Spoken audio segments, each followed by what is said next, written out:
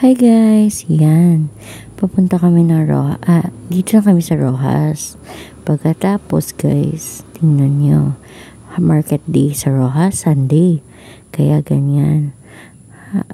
Akala nyo, habang kami nagdadrive ng motor guys, nasa likuran ako, ang daming dumi. Kaya ganyan, pumunta kami dyan.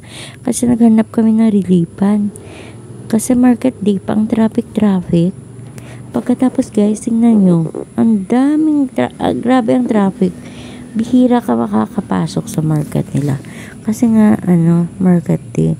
Pagkatapos guys, mura yung mga yung mga, tingnan nyo guys, ang dumi-dumi ng ko. Ang dumi-dumi ng damit ko guys. Tingnan nyo. Ganun kadumi, basa pa. Kahit walang ulan.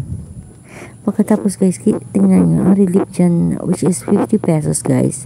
Yung damit, 20 pesos. Ang leopard na panty, which is 50 pesos. Ang strapless sa bra, ganun din. Pero maganda guys. Quality pa din. Tingnan nyo guys, ang daming magaganda dyan. Magaganda talaga yung mga shorts. Kaya ganyan guys, ang daming tingnan nyo. Sabi ng mga tao dyan, ma'am, bumili ka na at magbihis ka muna bago ka pupunta ng hospital. Kasi pupunta kami ng hospital sa kaibigan namin. Kasi na hospital, kaya lumuwas talaga kami. Iloilo to Rojas.